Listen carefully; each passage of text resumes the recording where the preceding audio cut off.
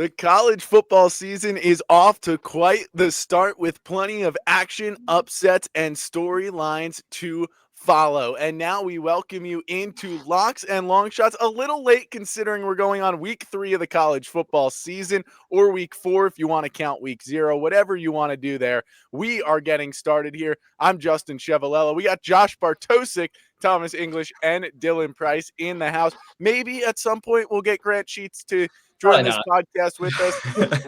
We did get our starts at Com Radio. What was the name of that podcast? I always forget.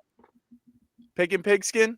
That one? Pig and Pigskin, yeah. Yeah, that. And now we have gotten to the point where we are Locks and Longshots. We graduated, they kicked us out. That too. We did graduate. We did get kicked out. Our IDs no longer work. But that's our email expires soon. Dude, can you just let me get through this intro so we can talk college football? Like, seriously, man. Wow, we are off to quite the start on the first edition of Locks and Longshots. Boys, before we get into what has been the college football season so far, how are you all doing? Except for you, Thomas. You've talked too much. I'm doing great. Can't complain.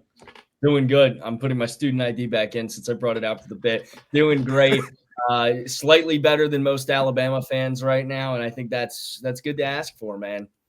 Yeah, I know no one asked, but the host and me, I'm doing great too. I know none of you probably actually care, but here we are on this Sunday night, a big week 2 of the college football season. Saw Florida, probably the biggest upset of the season as USF, the Bulls, took them down. We'll start by breaking down the first couple of weeks of action. It's been a little bit of everything. I think the biggest storylines so far have been Alabama getting taken down by Florida State, a team that looks revamped and ready to go after a horrible season last year. Obviously, Florida getting taken down by USF over the weekend. Ohio State beating Texas. Arch Manning has looked shaky through his first 2 starts. I'm going to pat myself on the back because I had that one coming the whole time. Oklahoma looks like they are back beating the freshman Bryce Underwood and Michigan this past week. And how about Iowa State kicking off the college football season with a win in Dublin, and they have just continued it so far, most recently getting that win over Iowa. Anyone can take the floor here.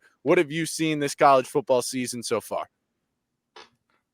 I think for me, especially this week, it was a story of the top-ranked teams really struggling in the first half against some underwhelming opponents. I mean, you look at some teams like Clemson, even Penn State this weekend, Georgia, obviously with the weather there, they struggled against a weaker team. So I think for me this week especially, it's the teams that we expected to kind of blow out teams early this season starting to struggle early. And that excites me because that means that we're in for a good stretch of football with some teams going back and forth and no real clear cut, maybe even top 5 teams in the country. I think the most interesting thing to me right now is that we spend every offseason from the last snap of the season until the next start of the season trying to project and try to figure out how we think things are going to pan out. And year in, year out, I mean, who would have saw USF being a top 25 team by week 2 of the season? So in all actuality, I think we are still, and I'm sure I will say this numerous times throughout the course of today's show, we are still too early in the season to make legitimate, substantial judgments about a number of teams. You look at a team like Oklahoma, okay, maybe you can make a kind of assessment of where they stand. But more often than not, for a majority of these teams, we're going to be proven wrong if we try to put any predictions, assessments, or analysis of a lot of these teams in ink right now, because a lot of them haven't played anybody yet. And the ones who have, you don't know how good another team is. That's one thing I've been saying about Bama for the last week since the loss. As much as they've been the laughing stock of college football right now, maybe FSU is just that good this year. I mean, they rolled through yesterday's win against East Texas School of the Blind or whoever they were playing. But the reality is that you don't know the caliber of these teams when they're head-to-head the first week of the season. And to make a snap judgment against a program like Bama, it's not fair to do just yet. And that tends to be the same for everything, unless we're talking about LSU or, some of these other teams, because I would love to make a snap judgment that they're not very good. But unfortunately, it seems like they actually might be. So I digress. But my point is, I think sometimes we put too much stuff in ink before we actually try to figure out what things are going to actually be in the long run. I think the parity that we've seen too. I mean, we talk about it year in and year out, especially with NIL and all this other stuff that's really kind of, taken the main stage in college football. But I mean, we talk a lot about USF, but there's other Power 5 teams that look pretty solid. Everyone every year talks about Tulane. Mississippi State, a team that has notoriously struggled, just beat ASU, and now they're ranked for the first time since Dak Prescott was their quarterback. Look at how a bunch of these other teams have looked. I mean, it's just really kind of been the parity is going to be something that, or that it has been, is going to be something that I think is going to continue to improve just week in and week out. I think it goes off of your point too, Dylan, that like we don't really know what these teams look like right now. And for a lot of these teams, we probably won't know until maybe this halfway through the season or second half, because some of these conferences that we think are notoriously very good, they might be bad, or vice versa. So it's really tough to tell early on, but we've been treated to some great college football so far. Yeah, I think you guys all hit on it there. I'd like to just say is kind of on Dylan's point and Josh's at the same time. I think the parity has led us to trying to erase a lot of our preseason predictions. I can tell you that I wrote in our group chat over the weekend that I think my Heisman's out of the picture, and that's Cade Klubnik at Clemson with the way they've struggled the first 2 weeks of the season. And you look at different teams, national championship contenders. I had Alabama in the national championship. Yeah, Dylan's right. Maybe Florida State's a really good team, and Alabama's not as bad as they looked the other day. But at the same time, we don't know that for a fact. I don't have Alabama in the championship anymore. Are we still overreacting? Probably. That's the fun of the season. You get to overreact week by week. You get to react accordingly and overreacting, throughout the season. I think that's what makes it a lot of fun. So let's get into it a little bit. We're not going to spend too much time on week one, but obviously you want to go through some of the results. Week 0, Iowa State beats Kansas State 24-21. And then we get to week 1. Ohio State beats Texas 14-7. Arch was 17-30, 170 yards, touchdown and a pick. Julian Sayin 13-20, 126 yards and a touchdown in that ranked matchup in Columbus. LSU went on the road and beat Clemson in the Battle of the Real Death Valley. That was a 17-10 finish. I don't think it played like a 17-10 game. Miami beats Notre Dame at home 27-24, and I think that might be a contender for game of the year to this point of the season. That was a lot of fun to watch. CJ Carr making his starting debut for Notre Dame, and obviously Carson Beck, I kind of think, surprising a lot of people based off his last couple of years at Georgia. And then, of course, we've already mentioned it, Florida State beating Alabama 31-17. Thomas Castellanos 9 of 14 for 152 yards while adding 78 on the ground as well. Ty Simpson struggling a little bit. And the final week 1 matchup, USF, who we're going to probably mention a lot here on this show, beating Boise State 34-7. So take the results from week 1. Which one to you was, most surprising? Which one to you maybe had your eye and led to, your biggest overreaction, whatever the case is? I'd like you each to pick a different one so we can kind of break them down a bit. But quickly, week 1, those results. I mean, I think for me, the result that sticks out the most is the Texas and Ohio State game, because I think going in, a lot of people in the college football world had that game as kind of maybe a potential preview to the national championship. I know I did. And I really thought this played out exactly how it should have. I mean, the defenses were both outstanding. I think you saw how good Texas's defense is going to be all season. But again, it was Ohio State who was just a little bit better. I think everyone finally saw that Arch is human, gave him a little bit of break, and I think it was good for him. I really do. I mean, to start out game 1, we saw how he bounced back this past week. I mean, obviously, it's a lower tiered opponent, but I still think that it was an important result for both teams, because Ohio State kind of figures out, hey, there were some issues with the communication between Sayin and Jeremiah Smith. I mean, there were some drops from Jeremiah Smith we were not expecting from him at all. So I think that result sticks out, because for me, that was my national championship prediction. I predicted Ohio State to win this first game. And now it's kind of seeing, okay, how does Ohio State build off that? And then again, how does Arch Manning build his confidence back up to be the quarterback that we think he could be, unless you're Justin Chavalella? I think for me, Arkansas, Pine Bluff, and Texas A&M really taught me a lot about what we're gonna. I don't want to feed into Marcel the fodder. I don't want to feed into the fodder here, because I feel like the national discourse has already hammered this game into our heads. But I really do want to talk about TCU UNC, because it was the last game of week 1. It was the game that everybody had earmarked. It was a standalone Monday night game, primetime slot that in all actuality never would have been if there wasn't a specific head coach on the sideline for the Tar Heels. And we talk about if you could bottle up about 10 minutes for a program, and that first drive, the lead up to it, the entrance, the hype, the pomp, the circumstance, distance, everything that was going on out there in Chapel Hill had you kind of excited. They had that basketball energy, but they put it, well, in the football stadium. And it felt like with Michael Jordan, LT, all the stars out, it was kind of Colorado Part 2 coming to be. And then kind of the result taught you something that everybody should know about college football at this point. Just because you go out into the portal and get 100 new faces doesn't mean because you put them in a new place, things are going to come to fruition.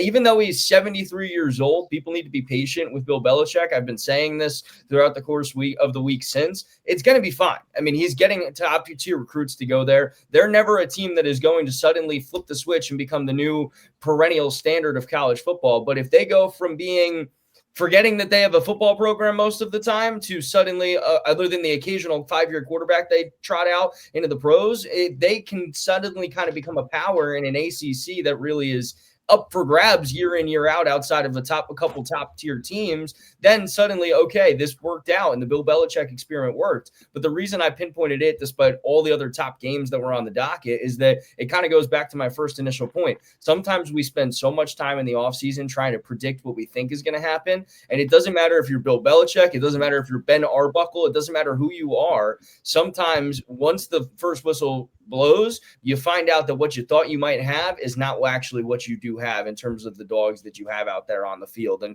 Bill Belichick and UNC, they don't have a lot of dogs. They do have a lot of players. Doesn't seem like many of them are necessarily up to the Bill Belichick standard. So I think they'll be okay. That's why I don't want to play into the hype too long here. But I think the reality is just that we saw exactly what we've kind of come to know, that you can pay, you can do whatever you want to turn what you think you're going to do to turn your program into a powerhouse, but things take time. Rome was not built in a day, and neither is Chapel Bill.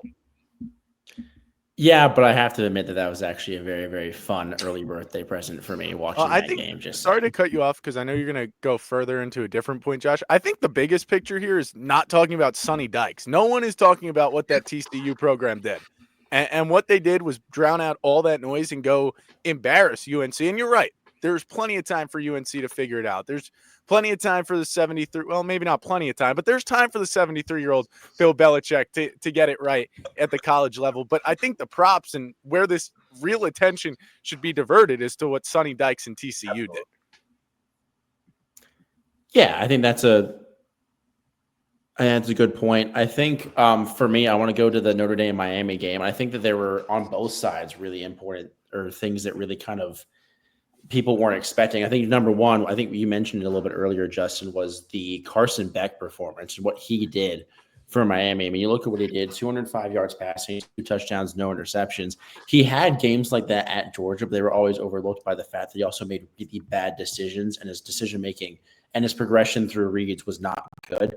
He was on it against Notre Dame, a team that had a very, very good defense last year and a very, very good defense expected to have this year.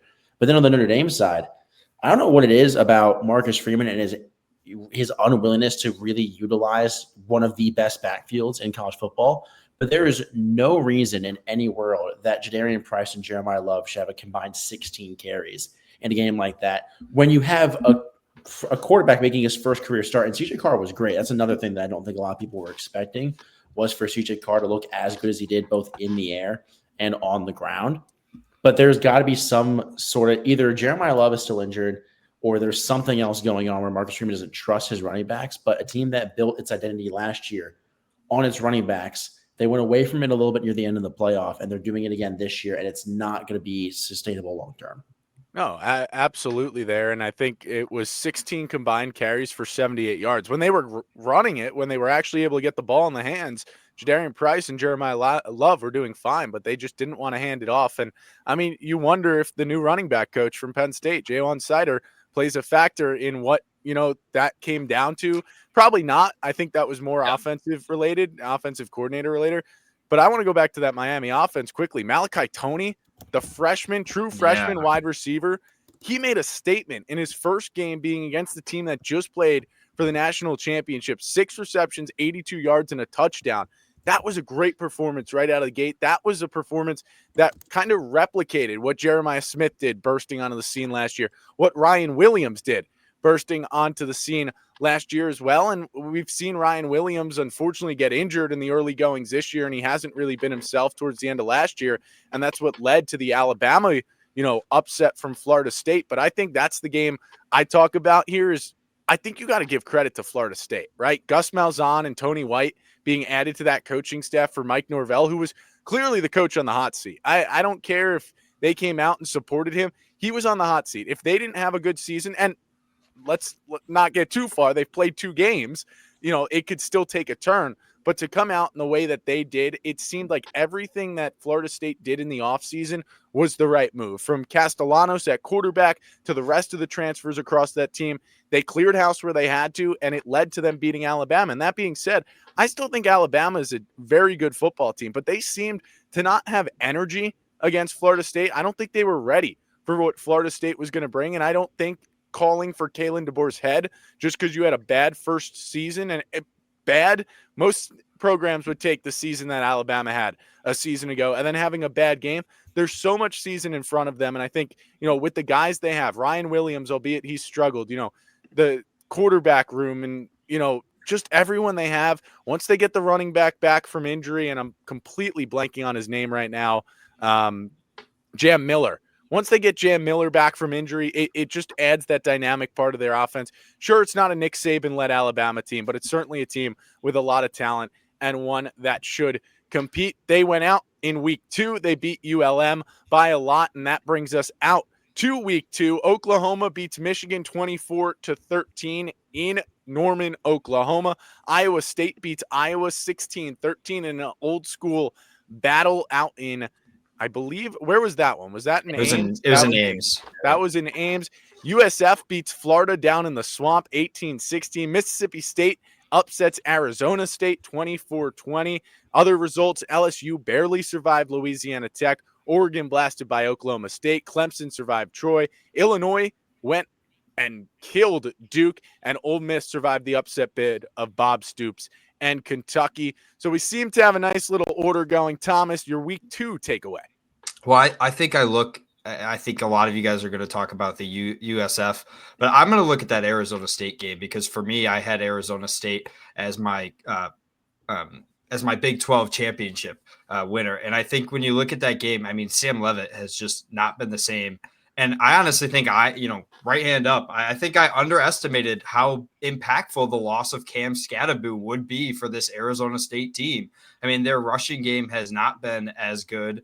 And I mean, Dillingham really needs to get something going there because there is a big loss to Mississippi State. I mean, how about that final touchdown though? I mean, that was just awesome to watch. I mean, the atmosphere of Mississippi State was fantastic. Where's my cowbell when I need it? Yeah, right. There it is. I mean, a fantastic game for sure because it came down to the wire, but an important one for the Big 12 that feels very wide open this year. I mean, Kansas State has already struggled. Arizona State now has a big loss to Mississippi State. Iowa State, though, watch out for them. I think they got a big win. But Arizona State losing to Mississippi State stands out to me for sure because of that Big 12 scenario.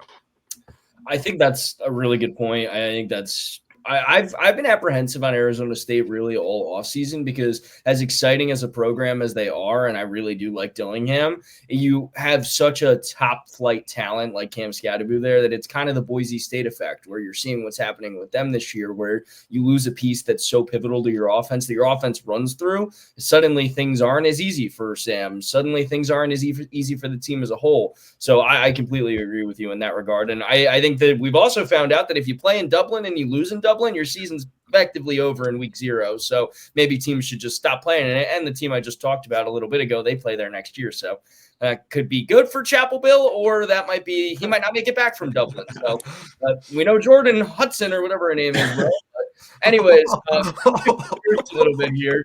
I think we found out this weekend that Oklahoma's legit. I really do. I think that we found out that Brent Venables is already a defensive wizard. I mean, the fact that he was able to bottle up a talent like Bryce Underwood in that contest was really, really impressive. And they effectively were just not able to get anything really going in this one. The, attack that we saw from a week ago with, Justice Haynes still had a really solid day. And by the way, he's averaging 8.1 yards per carry through these first 2 games. He's a freak. Insane. But, you look at what Underwood was able to do. He was out platform. He didn't look comfortable. He didn't look comfortable the entirety of the contest. And on the opposite side of things, it seems like all Venables needed was a great OC in Ben Arbuckle and a hell of a quarterback in John Mateer. So the Washington State pipeline of, Ward and then now Mateer clearly seems to have some proof in the pudding in that regard. But then you also look at Ben Arbuckle, seems like everywhere this guy goes, he is effectively turning quarterbacks into, even if they are, solid quarterbacks, he's making them look like the next coming of John Elway. So I think what we're looking at with this Oklahoma team is a team that's legitimately going to contend for an SEC championship, legitimately going to contend for a college football national championship.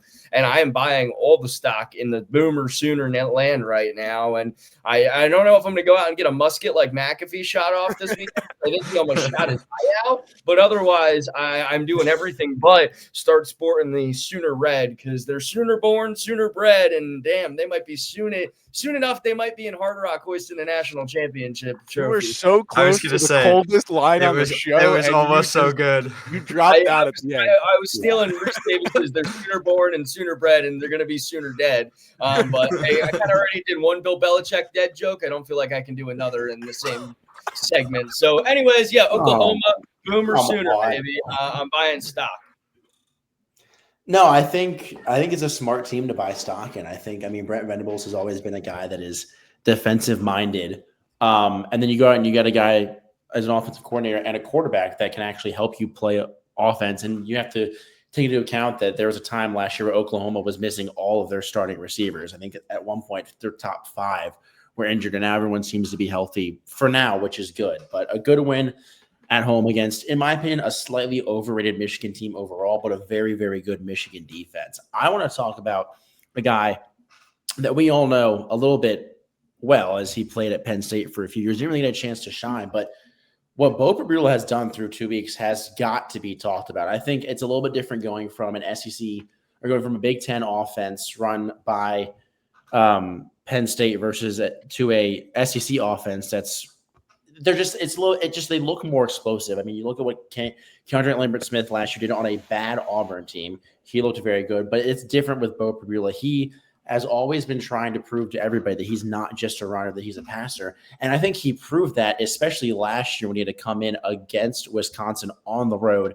in a tightly contested game because Drew Aller was hurt. And he's Wisconsin like you went to St. Louis. Just had to double check. I did go on a trip or two, maybe not as many as you and Dylan went on, but I did go on a trip or two. Thomas, any comments on trips or? No, airing this out when I'm just trying to make a joke about you being in Wisconsin is crazy work, Josh. And it comes with an echo too, because you have no soundproofing in that room. Yeah, well, there's nothing in this room. Period. It's like a prison cell. You want to show your little TV? Yeah. This is what I got going on. Your adequately sized TV. I don't know. Welcome to Rochester, Minnesota. It gets the job done, Dylan. All right. Yeah, this is the life in Rochester, Minnesota. All right, back to Bo. Back to Bo Prabula. Yes. Bo is, he's proven that he's a passer. He did it again. I think he did it against Wisconsin. He wasn't necessarily airing the ball out deep downfield, but he made tight throws, and we saw him do that again. The progressions were good. He held the ball when he needed to, and this is a very underrated, maybe not underrated, but a very good Kansas team that slowly built themselves up the last few years. And Missouri looks dangerous. Their offense looks dangerous, and Bo Prabula looks like the quarterback that he was touted to be coming out of high school. He just had to sit behind Drew Aller, and it looks like it was the right decision for him to move on because Drew coming back put him in a tough spot, and now he is thriving. At least it's only been 2 weeks, but Bo looks very, very good, and Mizzou looks like a very, very good team as well. Yeah, 22 transfers come in for Mizzou this offseason, and they've made an instant impact. I mean, the final score in that game, because I didn't give it, 42-31, Mizzou gets that victory. And I think, honestly, maybe my favorite part of the game, I hope you guys saw what that fan did, passing up on the $25,000 to kick the ball at the Kansas sideline. That was a fun moment. Rivalry games are great. I think college football needs to keep them going, even with conference, realignment and all that stuff. But that's a conversation for a different day. I'll round it out by talking about, Florida just losing to USF. And let's be real, neither team played great. USF played, good fundamentally, but they were in position to lose that game until the spit incident, the second of the week by might we add, with Jalen Carter of the Eagles being the first. You think you'll learn after, Jalen Carter gets ejected, but instead you go do it. You give USF a little bit more life, and they go and they take advantage of it. And I think what you're seeing from USF is a well-coached football team. And I think we've seen that, kind of the last couple of years, this USF team has been climbing up the board, I guess you would, put it. And they started out with their victory over Boise State, upsetting Boise State, who was 25.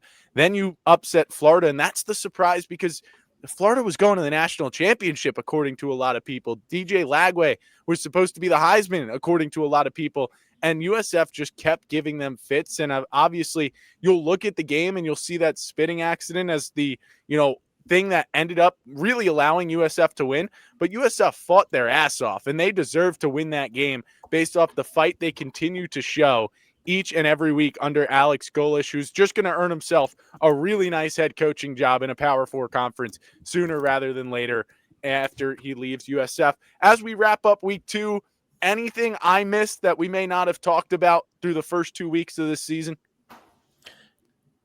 I just want to. Probably a lot. I was going to say. Probably a lot.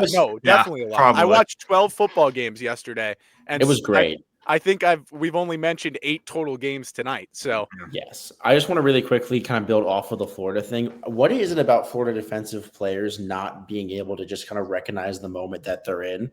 You want to because throw Marco Wilson did it. Yeah, Marco Wilson did it a few years ago. I mean, I think that one's still going to end up hurting more in the long term because that game came late in the season and Florida was on pace to make it the college football playoff. But I don't know. It's something about Florida. I think Billy Napier has to be out before the season's done at this rate. The hot seats are starting to grow. I mean, you could think of Billy Napier. You can think of Brent Pry. You can think of Kalen DeBoer, obviously under a lot of fire. And I can keep going. Somehow people have already put together a list of like 10 coaches on the hot seat, which I think through 2 weeks of football is kind of crazy. But at the same time, that's the world of college football. The fact that the AD of Florida had to come out today and say we're sticking with Napier through 2025, that in itself is concerning considering it's just the second week of the season. And I think Florida has the chance to bounce back, but they have such a tough schedule starting this week with LSU on the road, and we'll get to that one in a little bit. Now we're through 2 weeks, and let's be completely transparent here. We thought the AP poll dropped on Mondays, so we decided let's make our own poll. The issue is we were thinking about the wrong sport. Thanks, Thomas English, our big basketball fan. Whoa. We all thought it. I know. You all thought that. I know. Yes. We all thought. Yeah, but you admitted it. Mondays, okay. The holiday weekend. The holiday weekend messed us up last week too, with it not coming out till Tuesday, I think. Yeah. So we thought we were gonna have went on Sundays. I'm so stupid. Yeah, it always has. Yep. And I always thought it came out on Mondays. Today. I'm late to the party. That's my bad. Yeah, you're a little late, but that's okay. We decided to make our own poll, and guess what? We wanted to keep it. We're not getting rid of it. We're 4 different college football fans, and you know what? It's kind of fun. It's tough to make a top 25, but it is kind of fun to do it. So what we did, we each casted our votes. First place gets 25 points, 25 down to 1 that way, and this is what our system came up with. Let's see how this works. Not the greatest arrangement here, but you know what? We'll take it for now. Week 3, top 25. Again, locks and long shots. This is not the AP poll. Run through it real quick. Ohio State, Oregon, Penn State, LSU, Miami, Georgia, Texas, Illinois, South Carolina, Oklahoma. That rounds out the top 10. Notre Dame, Florida State, Clemson, Iowa State, Tennessee is 11 through 15. Ole Miss, Texas A&M, USF, Alabama, and Utah is 16 through 20, and Indiana, Michigan, Texas Tech, Mizzou, and Mississippi State round out the top 25. Let's see our beautiful faces again and take that away. We're going to work on it. We're going to make it look a little prettier over the next couple weeks, but I think this is just to kind of say, what's the surprises and disappointments of the season, or maybe not surprises, but at least, what you thought was, impressive so far this year. So I guess it could be a surprise. It could just be a team living up to standard. Let's switch up the order here. Let's go to Josh in Minnesota. We'll start with the impressive. We'll go around in our circle and we'll come back and do the disappointment. Yeah, I mean, I think it's an easy pick to go with USF, but I'll go with the other team in Florida with FSU. And I think it really is just because of the way that what Malzahn has done, especially having a guy who's a global quarterback like Castellanos, and what just the entire offense has done. They look so dominant, completely different when they had DJ. You really should have gotten a job 5 years ago as their quarterback last year. But this is a team that they look great. Alabama is still a very good team. I know there are people that are saying, oh, maybe it's really not that good of a win for Florida State, but it is, despite it being at home. They dominated at home again this week. I think they have a real shot at the ACC title, especially with how bad Clemson has looked in their first 2 games. And a guy in Cade Klubnik that somebody on this show had as their Heisman winner. It's not really looking so great right now for them. But I think Florida State, the offense, the creativity, the motion, the constant motion, we really saw it against Alabama.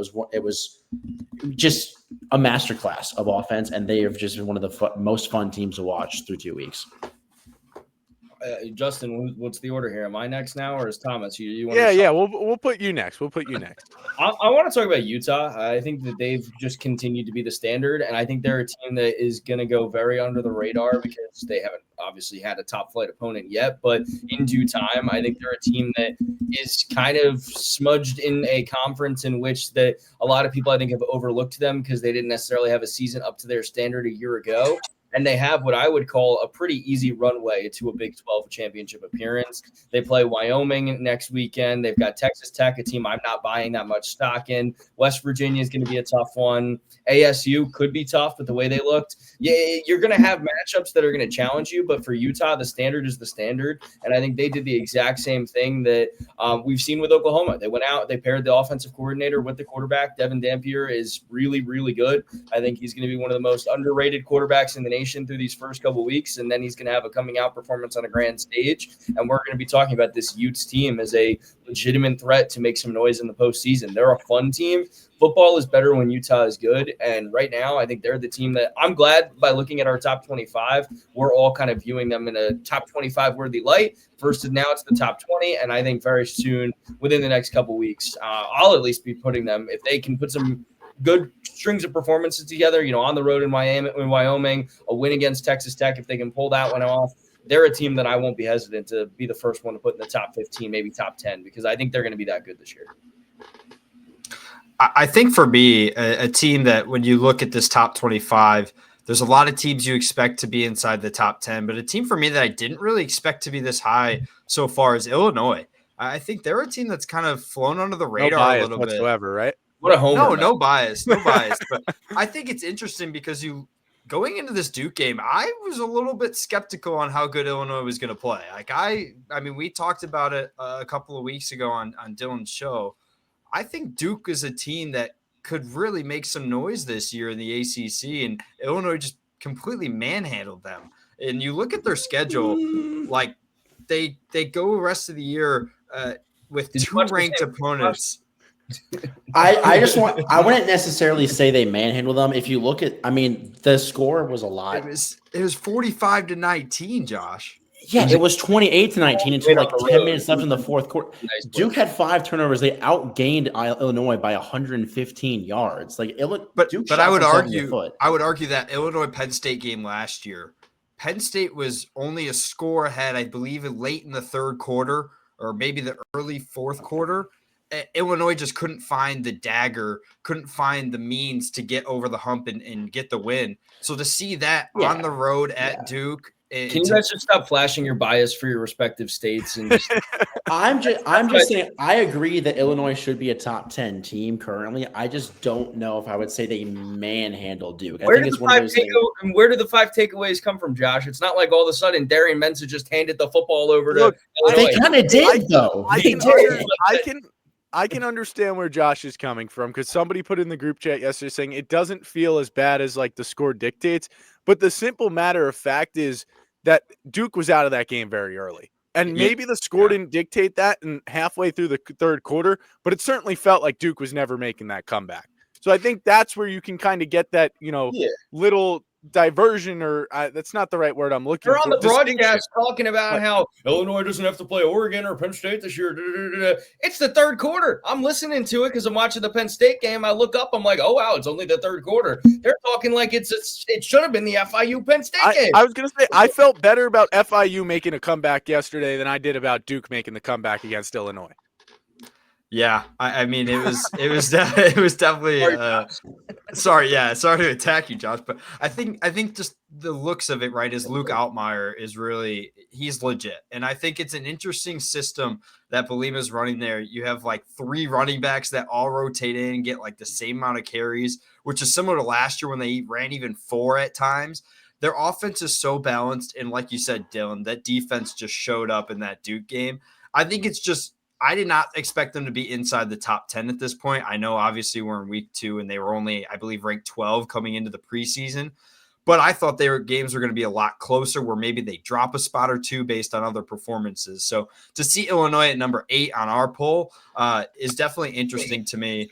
And I think I think they can only climb from here. I wouldn't be surprised if Illinois stays as a top 15 team the rest of the season. I think they have what it takes. You mentioned, Dylan did, about how they were talking about the schedule. I mean, Illinois does have a favorable schedule this year to compete within the Big Ten. Look, somebody's got to take the easy route here. Somebody's got to talk about USF. So that guy is going to be me. I think when you look at what Byron Brown has done at quarterback, yeah, it hasn't been perfect. He's completing 65% of passes for 473 yards and a touchdown. He's been sacked 5 times. He adds 2 touchdowns and 109 yards on the ground. It's been more than enough to get the job done this season against 2 top 25 teams. Sure, is Boise State still a top 25 team? No, because they got manhandled by USF. And that's a game that I can clearly say they got manhandled. I don't think there's going to be any argument from you guys there. But that's beside. I don't know, Jim. But what they did in that game against Boise to get out to that type of lead they did early and really to never look back. And again, we talked about yesterday's game and how it was a little bit more close and it never felt like either team really was able to pull away. That doesn't matter when you're beating a team that a lot of people thought were, a top 10 team, potentially a team that finishes in the championship. They have a nice little running game to pair with the passing game. I talked about what Brown has done on the ground, but you add in Alvin Isaac and his 88 yards on the ground through 2 games, and he's kind of their secondary back. But Cartavius Norton, with his 13 carries and the touchdown on the ground, adding in Keyshawn Singleton with 168 yards and 2 touchdowns through the air so far, I guess receiving rather. It's been impressive, and I think that doesn't even include what their defense has done. That was a team in Boise State. Yeah, it had Ashton Genty last year, but they were good with the quarterback position. They were able to attack some games when Ashton Genty was shut down. They were able to find a passing game in the college football playoff against Penn State. Genty was shut down, and their passing game wasn't great, but it got the job done for a little while. And I just think what they've done offensively and defensively, I already mentioned how Alex Golish is going to get a nice job somewhere in a Power 4, but you have to give credit to him because not only has he shown up against these Power 4 teams, but he's scheduling them and he trusts his guys to get the job done. Again, this is an age of college football where you can, schedule, Suffolk County Community College, which is around the corner from me here, and you can get away with that. But obviously, they're not doing that, and they're getting wins, and it's been impressive. And it's not just this year. They played Alabama close a few years ago as well. So I think what they've done, and it finally paying off. That being said, number 5 Miami on tap this season or this week. I'm not sure how much this success continues to go. Before we get to this week's games, quickly, let's talk about the disappointments. Dylan, you get to roll the ball first.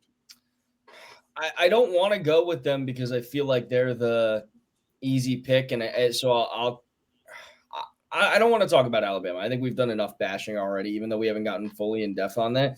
And I think they're going to come around in due time, and maybe we'll talk about them a little bit more when we talk about their game on the docket for next weekend. But I want to talk about Arch Manning because it sounds funny because he had 4 touchdowns yesterday and looked really solid. But again, he was kind of another cupcake opponent kind of thing. And I think what we saw in that first game in the shoe with all the hype around the defending national champions, to me had the making, and maybe it's just internal disappointment because I have him as my Heisman prediction, but it had the makings of, for me, a tailor-made coming out performance where he was going to not just outduel Julian Sayin, but he was going to look miles better than him. And it seemed like what we saw with Arch Manning was that he was kind of in over his head. And I think that was the real way I came out feeling about it. And I think it reminded me, at least, that he's still a kid. He's still younger than all 4 of us. He is still a guy who is more than capable of being the generational talent that he has been heralded to be. It's just one of those things where sometimes we kind of rushed the narrative a little bit quickly, and it got all the more accelerated because, oh yeah, his last name happens to hold some weight in the football community. But I think it's hard to classify a guy who looked completely in control yesterday as a disappointment, quote unquote. But for me, I was disappointed with the week 1 performance because to me, Texas is a team that should far and away be one of the top 5 teams in the nation by season's end. And I don't have that same level of certainty because Arch did not look comfortable on the road and did not look like he fit the moment. And actually on the other side, Julian Sayin handled the moment a little bit better than Arch did. And so I think that's kind of going to be the narrative around Arch until the next big game Texas plays. And then hopefully my words will be eaten because ultimately I have him as my Heisman prediction and I'm biased. But the reality is that he looked like a college football player. He didn't look like he was on this upper echelon that everybody has kind of anointed him on already. And I don't think that's necessarily a knock against Arch. I think that's necessarily more of a knock against all the media, all the hype, all the buzz that was around him in the offseason. And I think what we found out is he's still a kid. He's still developing, and he's going to be great. He's going to be fantastic in due time. I think we saw that against San Jose State yesterday, but I think that we also need to pump the brakes a little bit on Arch because let's just not anoint him as the next Andrew Luck generational talent before he's actually been in, the ring. I think you could say that for a couple young quarterbacks too. I think it was proven last night with Bryce Underwood and obviously a couple other freshmen around the league or around college football rather. But like you said, Texas being on that stage with Ohio State, kind of in the same boat where Julian Sayin hadn't started a game at the collegiate level and he was able to, outduel him and do it in nice fashion with Jeremiah Smith having a lot of drop passes there. I really messed up the order here. I think we go Thomas now. For your disappointment? I think for me, I mean, you could point to Bryce Underwood in Michigan because of that loss last night, but I think a team that's still inside the top 15 and has some chances later in the year to improve, but I think Clemson's been disappointing.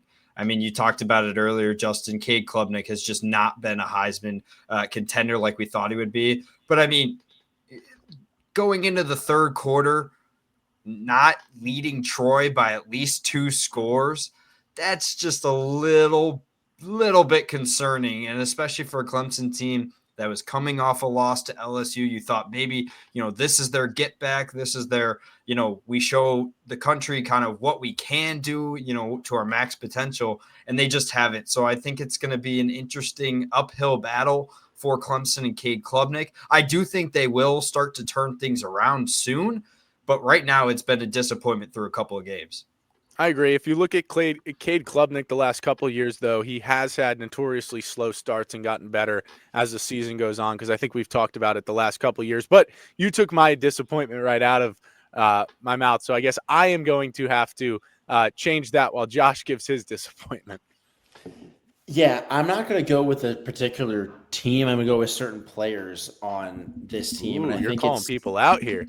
Yeah, I think it's guys that have been on this team for quite a while. They should be the guys that are really making the most impact. But I want to talk about specifically Drew Aller and Nick Singleton on Penn State and the fact that we all talked about it. Drew Aller did not look good against FIU. And against Nevada, he necessarily didn't really look great either. And this is a team that is supposed to be the number 2 team in the nation. They still are, according to the AP poll. Our poll has them at 3, and they haven't really looked like that. The defense has looked good. Thanks to Justin Chevrolet. Right. Yeah. I'll say it. I have Penn State at 5. Yeah. I mean, it's. I had him at 17, so I don't know how this. I had them receiving 1 vote, so I'm not sure what's going on. But I mean, you look at a guy like Drew Aller, who has been the most highly touted Penn State quarterback since Hackenberg, and that didn't really work out for Penn State. Drew Aller's worked out better, but sorry, Dylan. Hey, the boys look good today. It wasn't a painful watch like it typically has been, but anyways. Wow. But Drew just still finds a way to look like he is a first-year quarterback sometimes when he is out there. And that shouldn't be happening for a guy who's supposed to be a senior leader. Not only that, but he still gets visibly emotionally upset on the field. I understand being a guy that is very passionate about the game, that's fine. But when you're missing a check down throw and you're like screaming at yourself and everyone can tell, you don't look like a team. And you don't look like a guy that can instill confidence in your offense. An offense that went out and got a ton of new weapons, and they were expecting the guys that have been there to lead the charge. Drew Aller hasn't really done that yet. You look at what Ohio State and Oregon have done. The only two challenges that Penn State has on their schedule this year, unless you count Iowa as a trap game, but they're currently sitting at 0-2. This is not a team that looks like they can compete with an Oregon, even if it's a whiteout at home, and especially not on the road against Ohio State. You just dropped 70 on Grambling State this past weekend. And Nick Singleton especially – well, Nick Singleton. So I think Thomas is taller than their starting corner. I'm not exactly putting a ton of stock in that. Okay, yeah, but I'm not putting a ton of stock in the fact that Penn State was only up by 10 at halftime against a team like FIU. So, and more specifically, Nick Singleton looked like one of the worst offensive players out there this past weekend for Penn State. I don't know what it is, but he cannot seem to – the vision is not there for Nick Singleton. I mean, there were clear times in that game where he should have cut it upfield and kept trying to bounce to the outside. And this is a Penn State team that should really be focusing on the run. The run has not been there in the first 2 weeks. And if you're forced to get into a passing situation with a quarterback that still looks like he's uncomfortable, they're not going to be a team that can win one of those two big games. And I don't know if a 10-2 Penn State team makes the college football playoff because they wouldn't have proven anything to anybody. A 2-loss Big Ten team is making the college football playoffs. Sorry, did you watch the guy last year who said, Google me, all I do is win? I think they played my local high school for half and they still made the playoffs. Look, I had Penn State the lowest out of all of us, right? And I had them down at 5. And yeah, I echo some similar statements as Josh, but at the same time, I mean, Josh, you sound like you got him out of the top 25 with the way you just talked. No, I'm just concerned about the fact that you have your two most veteran players are not playing. And how about last year against Bowling Green, which I know Dylan and Thomas had a front row seat in the broadcast booth to calling. That was a better Bowling. No. They almost lost to Bowling Green, and Bowling Green was receiving 0 votes in the coaches poll. FIU received 1 coming into the from their own coach. That was me. From their own coach. Okay, but I think what you fail to realize, and I don't like looking into what Franklin says because I think a lot of it is a bunch of fluff to get you off of it, but they're rotating so many pieces. When Oregon comes to town, half those guys won't be on the field.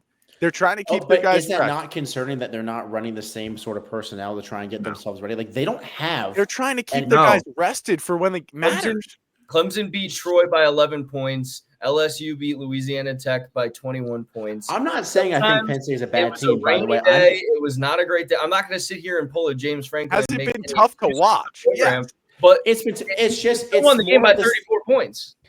Yes, but at the same, I think people were expecting a lot more out of Drew Aller with the fact that they actually finally has receivers around him, which has been the big knock on Penn State, and it hasn't necessarily been to certain people's expectations. I still think Penn State's a good team. I just don't know if the Penn State that we saw this past weekend can compete with the Oregon that we've seen, and those teams play in 3 weeks. The Penn State team we saw on Saturday cannot beat Oregon, but the Penn State team we saw on Saturday isn't going to be the one we see in a couple weeks because, I mean, I'm not going to think of players or name players off the bat, but Colin Dinkins, a walk-on, was playing in the third quarter at safety. That's not going to happen against Oregon. That's going to be King Mack. That's going to be Dejon Lane. That's going to be those types of guys. I get the concern. I sat upstairs with my mom complaining about the whole damn game, and I was texting you guys complaints the whole time. But I don't think I could call them a disappointment. Maybe I'd say it's disappointing as a Penn State alum to watch them play that well. But, oh, my God, there's so many worse disappointments here in college football. And I just think, yes, you're right. I'm not saying you're wrong. I just think it feels that that's the Penn State way the first couple of games. They're probably going to struggle out the gate against Villanova. They did our freshman year. Yeah, I was going to say, but at some point, don't you want things to change? If this is I think your non-conference games are always your learning curve, though. I mean, especially unless you have a ranked opponent. But if you're playing these teams like FIU, like Villanova next week, like these are your chances to kind of test things out a little bit because you know your talent is much better. So I take these games with a grain of salt. If Drew Aller doesn't have his greatest performance, Obviously, I'm not going to be like thrilled about it, but I'm not going to be, throwing the towel in and waving the white flag. I wasn't throwing it. I was just saying that he has not looked up to the Sounds like you're expectations. actually I think taking him out people to pasture and putting him down right now with a gun. No, that's exactly. Yeah, no, I was just saying that in terms of given the expectations for Drew Aller going into this season, he has looked not as great. As He had Heisman expectations, and he certainly has not looked like a Heisman. Yes, I think is the way to put it. Now, for my disappointing team, SMU losing to Baylor last night. Look, SMU, I wasn't high on coming into the year after their what I call a fluke run in the ACC last year. But that being said, I think they're better than the team that went out last night, specifically on defense, because their offense looked fine with Kevin Jennings running the ship still. But this is a Baylor team that lost to Auburn the week prior, and I don't think Auburn's that great, even though they're in the top 25 now, right? And I think what we saw yesterday, I love Baylor. I love Sawyer Robertson at quarterback, but that Baylor team should not be beating SMU. There weren't really my disappointment coming into this segment, but because, other people took mine, I had to pivot that way. So SMU for now is my disappointment. I think there's other ones, obviously, that we chose to pass on because we've talked about enough so far. Look, we're 50 minutes in, and this is supposed to be a show that we're doing pick'ems. I was just saying, do we make picks on this show or no? Yeah. So let's get into some picks. We'll give our best bets or our locks and long shots, as we like to call it here on Locks and Long Shots. We'll give those at the end. Let's just get to our pick'ems. Let's start with USC at Purdue. Both teams 2-0, and this is how we kick off Big Ten play. Let's start here with Thomas. Yeah, for me, this is the first meeting between these two sides since 1998. It's the first time they've been in West Lafayette since 1976, which is interesting because USC doesn't travel well. They lost all 3 of their road games last year when they had to travel across time zones. And they have a little bit of trouble with the offensive coordinator for Purdue. He was under Lincoln Riley for 3 years, and he kind of knows that system a little bit, but I think USC is just that good this year. I had them going over their win total to start the year. I think Jaden, is it Mayava? He's been very good. Nearly 74% completion, 700 yards, 6 touchdowns. I like USC to win this one at Purdue. I agree. I don't think this one is one I want to put a ton of time into. I'm happy for Purdue that they won 2 games to start the year. I know that as much as we just bash some of the level of competition for a lot of these programs, for Barry Odom, for a team that is trying to at least get some semblance of momentum to build off of, that's a nice first 2 weeks. And they've looked impressive. But the reality is that I think I had USC as a top 25 team in my poll. I think USC is going to be a top 25 team in due time. I think they got, unfortunately, it's just the way the cookie crumbles. They had a hard schedule a year ago. I thought they were a top 25 team a year ago that just wasn't in the top 25. They got better in the offseason, not worse, and I think they're ultimately going to prove that in a big way. I don't see this game even being particularly close, to be fair. I think they go into West Lafayette, and I think that plane ride back to Southern Cal is going to be pretty nice. Yeah, I'm not going to take too much time. I think USC wins this one by a couple of scores. I think Purdue's got a long ways to go in their rebuild, and USC, that offense just looks too good right now. Yeah, just like you two, I'm not going to take a lot of analysis. That was quick. Wow. Like you two, I'm not going to take a lot of time, but I wouldn't wear the USC sweatshirt if I wasn't going to pick USC. USC has hung 73 points in game 1, 59 in game 2. Their skill position players outdo that of Purdue, who won 31-0 against Ball State, but struggled against the Salukis of Southern Illinois. I think that's their name. Yeah, that sounds pretty much right. So that's a sweep for USC. So that is concerning to start off our picks. Let's go to game 2. We're picking. It is the backyard brawl, I believe is what they call it. Pitt is 2-0. West Virginia, awful loss over the weekend. They are 1-1. Thomas?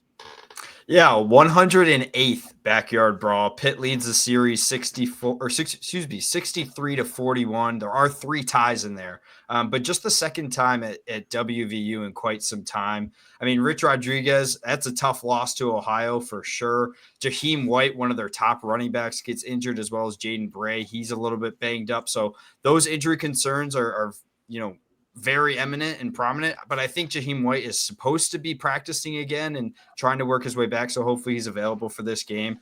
The thing I think is the most interesting about this is Rich Rodriguez was the head coach of West Virginia in 2007. He coached against this Pitt team, right? And they were ranked number 2 in the country at the time. They lost by a score of 9-13. And I say it that way because the date of this game is on 9/13. Give me Rich Rodriguez in West Virginia to upset Pitt, who's going to come into this game as the favorite. I like it. That was creative, Thomas. I give you points for creativity. Who'd you steal it from? ChatGPT it from? No ChatGPT. Wow. Research. I only knew who Parker Navarro was because Timothy Chalamet shouted him out last year. Until this weekend when he looked like the next coming of, I don't even know, the insert quarterback. I mean, he looked solid, and Ohio upset West Virginia. That doesn't exactly instill confidence in me that they're going to take care of business in Morgantown. I think Rich Rod, I think that program that kind of went back to nostalgia for the hire got a little bit of a smack in the face and a dose of reality. I don't care what you did for me 18 years ago. I care what you're going to do for me these days. And Pitt last year, before injuries, before things kind of went off the rails with their season, looked like a pretty good team through September. They're kind of, I think, a sneaky dark horse in an ACC where everyone's beating up on everyone already. Pitt, if they can go into West Virginia, if they can go into Morgantown and come out the victors, I think Eli Holstein, I think that team suddenly gets almost a notch up into the upper echelon. And I think you're going to start hearing top 25 buzz for the Panthers. So I'm going to go with Pitt. I think they go into Morgantown, and I think they come out with a win. Yeah, I'm also going to take Pitt. I think the easy way to put it, kind of building off of your talk about, the hot start for Pitt, is that the collapse of the season for the Pittsburgh Panthers doesn't happen till late October, early November, and this game happens to be in the second week of September. So in my opinion, that is why the Pitt Panthers will win. And also, West Virginia just lost to Ohio. I don't care if they have a chip on their shoulder. You lost to Ohio, and you're not winning this game. So give me Pitt. Yeah, I mean, Josh gave a great reason. You lost to Ohio, so you don't really have a say in this game, or I don't think they have a fight in this game. Sure, Pitt went and played Duquesne and crushed them, but then played Central Michigan, a MAC team, and also crushed them. I like Eli Holstein, 8 touchdowns, 2 interceptions, and he adds a good dynamic on the ground as well. I just think that this Pitt team has a little bit more skill than West Virginia. I think West Virginia is still a couple years away under Rodriguez before they start competing a little bit more. It hurts to say, but I had Pitt, in the run for the ACC championship. I think they got the team to do it finally, and Pat Narduzzi honestly might be coaching for his job at this point if they have another bad year. I have Pitt winning this game and improving to 3-0 and maybe cracking the top 25. Just kidding. They still would at that point play 3 cakewalks to start the season. So Thomas saves us from a sweep here, so we can't look too stupid if it goes wrong. So let's go on to the next game. Vanderbilt, it hurts to say, beat Virginia Tech and crushed them in the second half, outgained them by 300 yards in the second half last night at Lane Stadium, putting Brent Pry even further on the hot seat. The Virginia Tech flag is covered behind me for a reason. Vandy travels to face number 11 South Carolina and LaNorris Sellers. Let's just keep it with Thomas.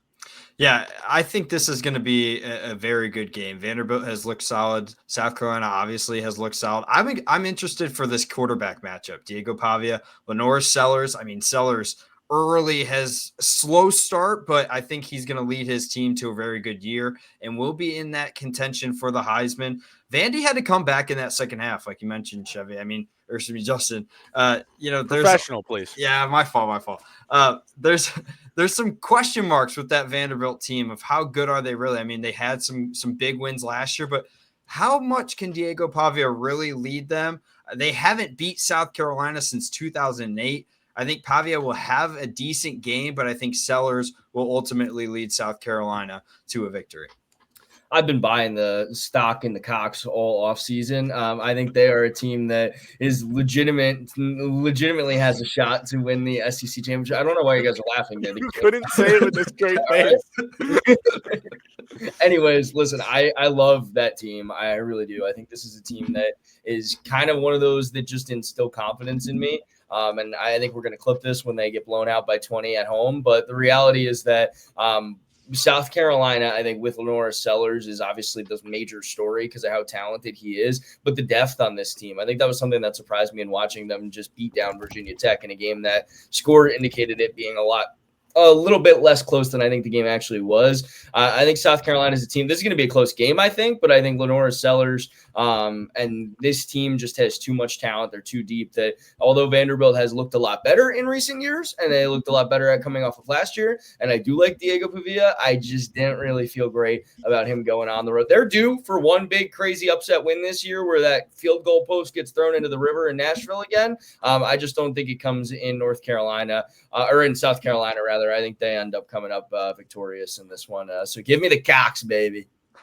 Yeah, get your geography right, please. That was a little bit embarrassing, Dylan, for a college graduate. Yeah, I'm also going with South Carolina. I mean, look, I think we all kind of talked about, I think there's been a lot of recency bias with Vanderbilt. And I think the fact that they struggled in the first half against a not great Virginia Tech team, sorry, Justin, they're just not great at all. I think that South Carolina's got too much firepower, and Lenora Sellers is one of the best quarterbacks in the country, and I think he'll prove that this weekend. Boys, do you need a history lesson? Was week 1 that long ago when South Carolina only beat Virginia Tech by 13 points and struggled? That game did not look like – that game looked like they played with their food for the majority of the contest.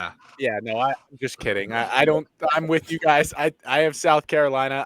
I like Vanderbilt. I think this is actually a game. I think it was Dylan said it was going to be close.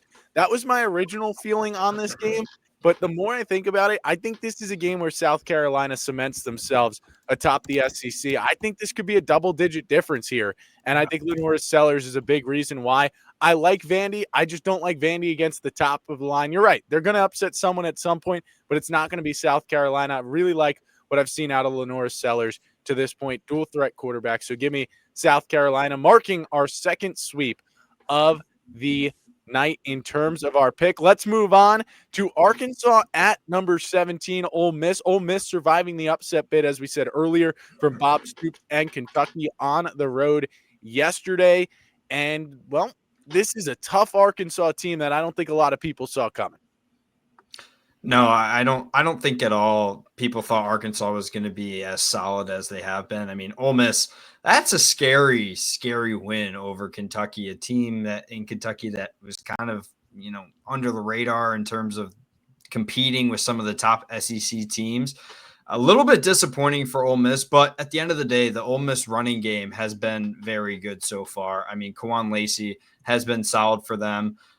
They were barely able to beat Kentucky, and I know Lane Kiffin, a big gambling man apparently, is not happy with the ending result of that game.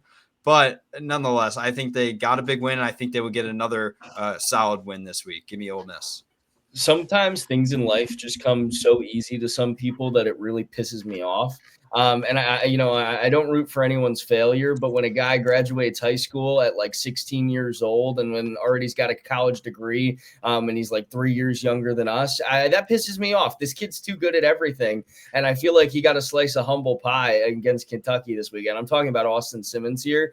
This kid's been waiting in the wings. I think he's kind of the next up as one of these quarterbacks who is going to piece together a pretty good campaign, and he's going to be an offseason darling next year. I really do. I like the fact that he was patient. He sat behind Dart. The kid's got moxie. He's got swagger. He just can't seem to complete passes to the right team right now, which, is effectively a big part of playing quarterback at, the college level and at any level. But all things considered, I think Austin Simmons is a guy who excites me down the road. But I do think this is kind of one of those games that can be you can silence a little bit of the doubt that might have sparked after the upset bid that was from this past weekend with Kentucky. So I've got Ole Miss winning this game. I got the Rebels. I think Arkansas is always, they're kind of like Vandy. They're going to be due at some point for some crazy upset win. And even though I would love to see, somebody who's good at everything not be good at something for once, I don't think that happens at home in Oxford. So give me Austin Simmons and the Rebels. You feel a little bit envious there, Dylan. I wonder if I'm jealous, man. This kid's good at everything. He's going to be the first overall pick in a couple of years, and I'll probably buy his jersey because he's just good at the Jets. Because I was going to say, the only thing it's good at right now is completing passes to his own team. Otherwise, he's great at everything. Well, I think regardless of that fact, I also have Ole Miss. I know that we're probably aiming towards another sweep, but I think that road game against Kentucky was very eye-opening for Lane Kiffin's squad. I think they'll come back home and they'll take care of business. I kind of agree with your point, Dylan, a little bit about how Arkansas is similar to Vanderbilt where they always have an upset at some point in the year. I just don't think it's against Ole Miss. I want to say that, and I want to go with the sweep here, and I'm definitely going to. I don't know why I really said Arkansas is surprising people. They've played Alabama A&M and They Arkansas play State. Bama? No, Alabama A&M. Big difference there, except they've kind of performed the same in week one if you really get down into it. Taylor Green, second year as the quarterback for the Razorbacks. Good start, 10 touchdowns, 2 interceptions, and his QBR is second in the nation.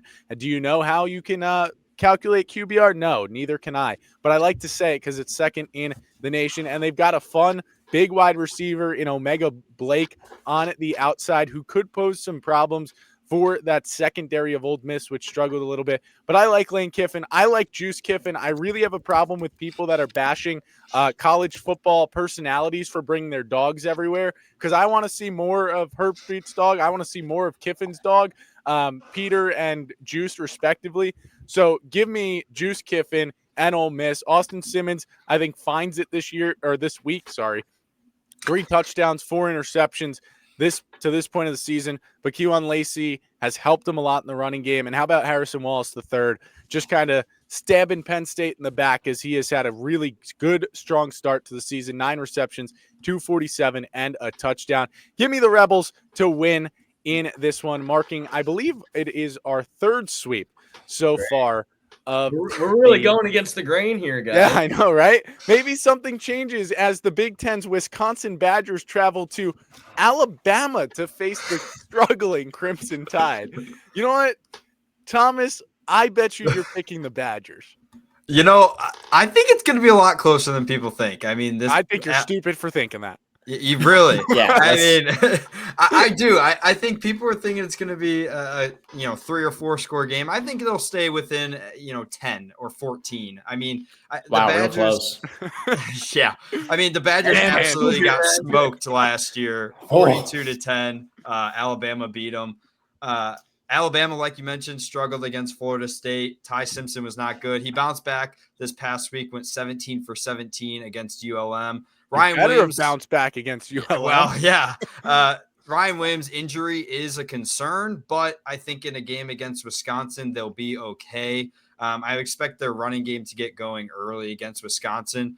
I think it's going to – I'm hoping it's a good game because I always like to see the Big Ten compete against the SEC. So I'm hoping from a Big Ten fan perspective that it's a good game, but I will take Bama. This feels like a game just because of Wisconsin's name value, the fact they're 2-0 on the season, the fact they're a Big Ten Power 5 or a Power 4 team, rather, that this feels like a game that everyone's going to go, Bama's back after they win by 3 scores and get right on the train. And I do think there's a lot, and that's why I said it as like my first analysis of the day, is that I think there's a lot of stock that gets put in one game, 1 week performance, and we don't necessarily consider the adverse that maybe Florida State's just a really good ball club, and clearly we all think so because we have them in the top 25. But I think there's going to be a lot of hype that comes out of Bama after they beat Wisconsin. Also, Danny O'Neal has the best mullet I think I've seen in college football this year, so he gets points for that, but he doesn't get points for anything else. Give me Bama to win. I think it's the Tide that is going to roll through, and I think all the buzz is going to be that DeBoer is the back, and I don't think he is the back. He might just be out of a job if they don't get things fully back on track, but I think they do win the game.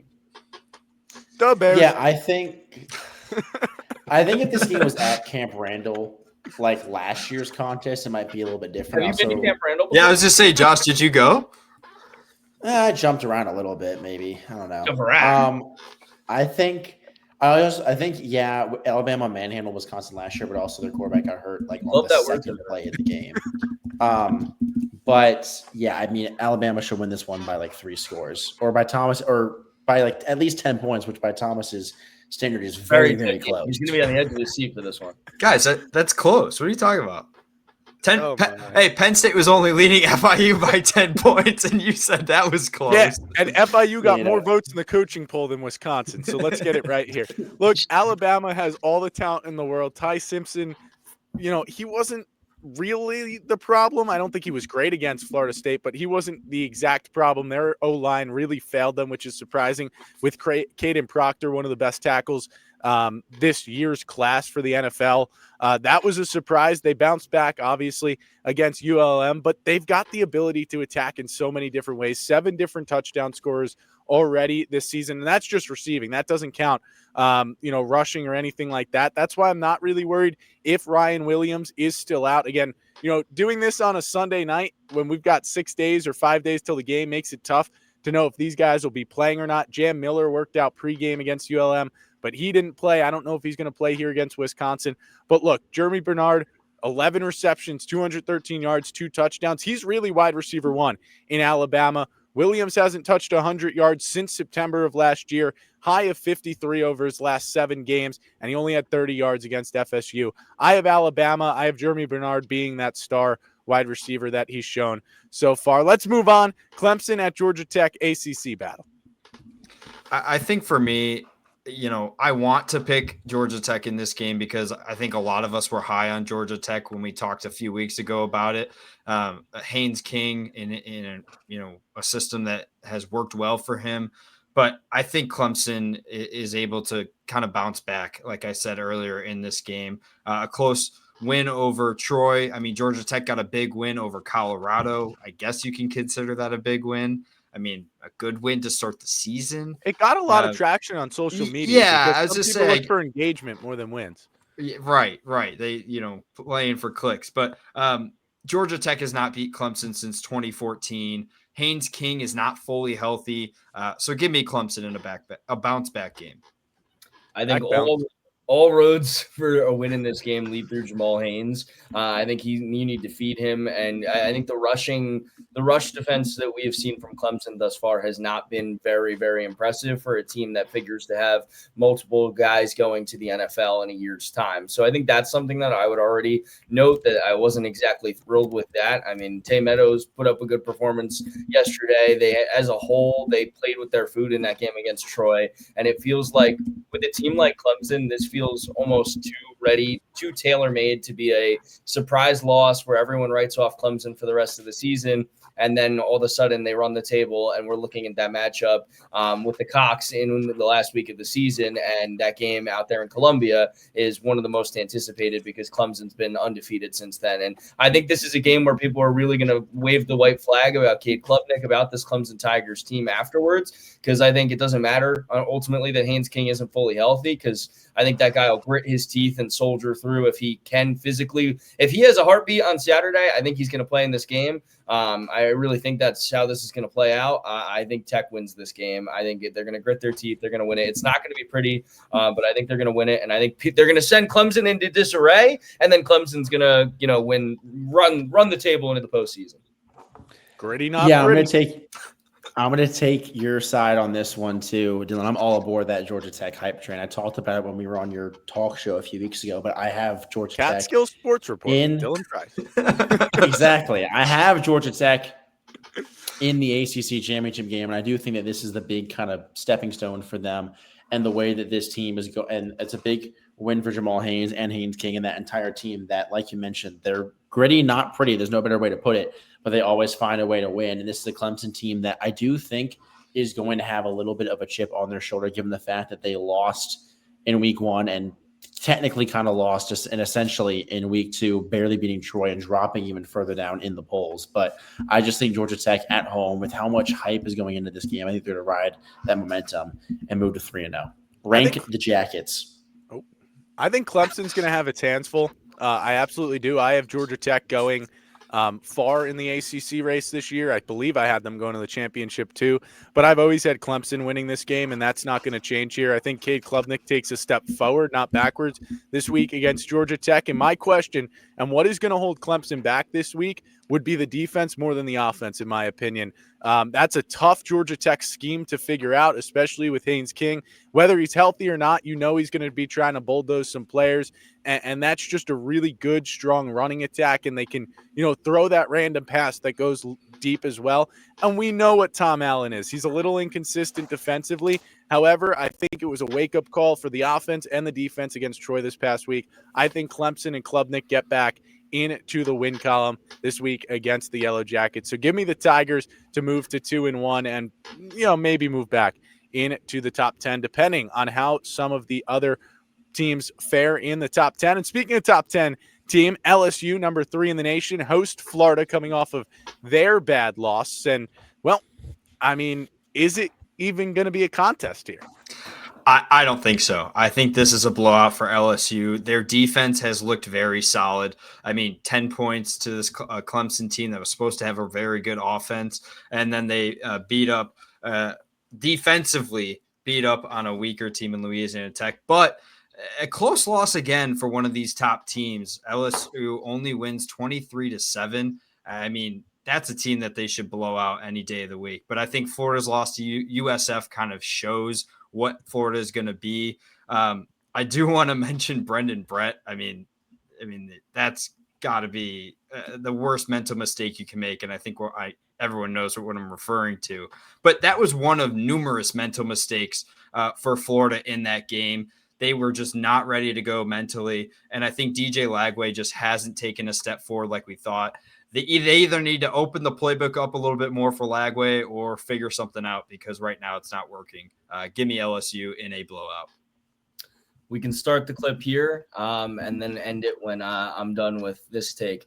Mental mistakes are, in my opinion, yes, they are indicative of the fact that we're talking about a bunch of 17 to 22-year-olds playing football, unless you talk about the guy who played for like 10 years and he's like 40 and still in college football. But for the most part, 17 to 22-year-olds, yes, you're going to make mental mistakes. Yes, there's going to be days you show up and you just don't have your A game. Maybe your girlfriend broke up with you right before kickoff. Maybe you had a little bit too many cold ones the night before. Whatever it may be, things happen. A little bit more polarizing, a little bit more chaos in college football than there is at any other level of any real other sport. But at the same time, mental mistakes to me are indicative of a coach who doesn't have control over his locker room right now. That's a team that fought tooth and nail to get him to still have this job going into this season after a pretty rough start to last year. And I think that's a team that played behind Billy Napier. And right now he might be the fall guy, because this is a team that does not seem like they have found their identity this season. They're making silly mistakes. They're shooting themselves in the foot. And it's not for a lack of talent, because I think all four of us would agree DJ Lagway,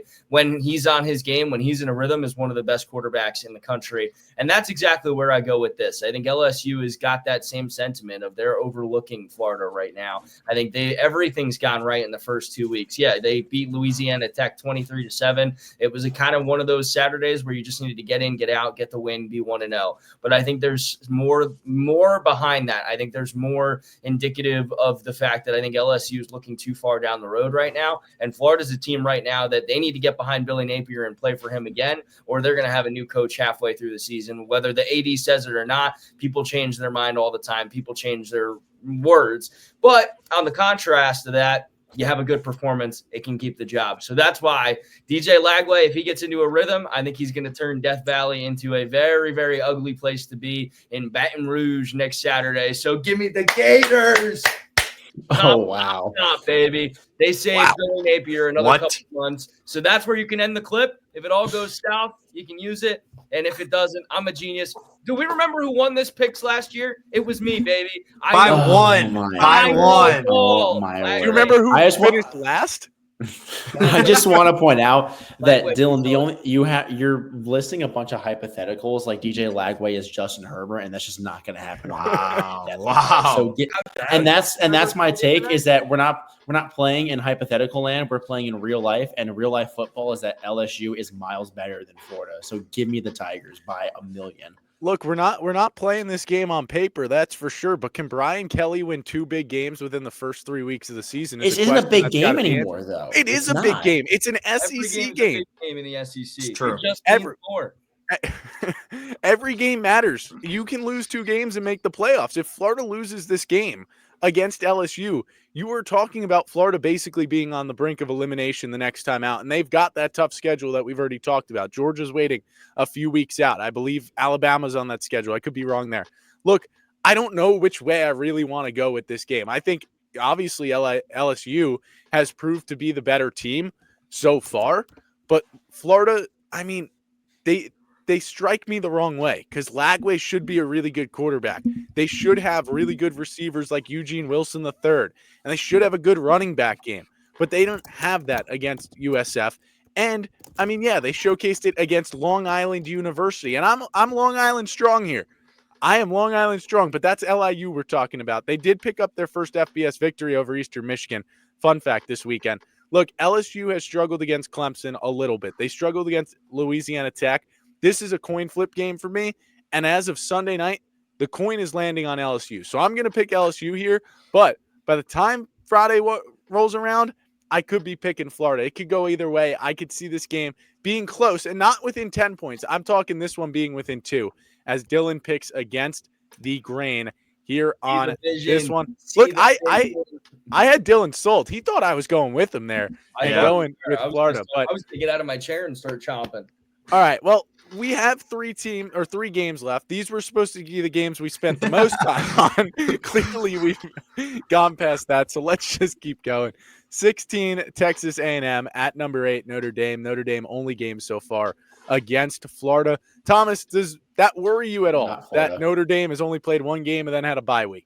It does a little bit just because I think it's such a weird schedule. Like you prepare all this time. Maybe they should join a conference, right? Right. I mean, it does seriously bring up that conversation, but I think you look at it and it's like you prepare all this time in the offseason and especially, kind of the month leading up to it to play Miami. You lose that game and now you're like, all right, let's have a bounce back game, but you don't have one on your schedule. So you just have to sit and then wait for another ranked opponent. I think it's weird for Notre Dame, but I do think that Notre Dame is better than Texas A&M. A&M's starting quarterback Marcel Reed left the game in their last contest. They did come out and say that it wasn't an injury concern. It was more of a cautionary thing to keep him out. He could have played, as well as one of their starting offensive linemen was held out for cautionary reasons. So we'll see how that injury plays out. But overall, I think Notre Dame wins this. They hold a 4-2 lead in the series. I think they make it 5-2. Notre Dame was the place to be this weekend. They were the only place without a football game that looked in probably the most exciting place to be in the entire college football landscape. Anytime you got Shane Gillis and Zach Bryan in the same building, baby, that is a great place to be. I think they've got South Bend fired up. I think South Bend's fired up for another reason, and it's because Carson Beck made them look like completely out of their element in a game that I really thought Notre Dame would control that from whistle to whistle, and that would be one that was just kind of a statement that Notre Dame's still here. They never left. I think that's the statement that we get Saturday night. I think Jeremiah Love has a Jeremiah Love performance, and this is a team that kind of just makes this one. I don't think the score is going to indicate how easy this game is going to end up looking for Notre Dame. I think Notre Dame's going to win. I think it's going to be a comfortable win. It could be a 1-score game, but I just feel like this is one that from start to finish, Notre Dame will control this time around. It's in South Bend, hell of a place to be right now. And I think that this is going to be the Notre Dame of old and not the Notre Dame that we saw at Hard Rock Stadium.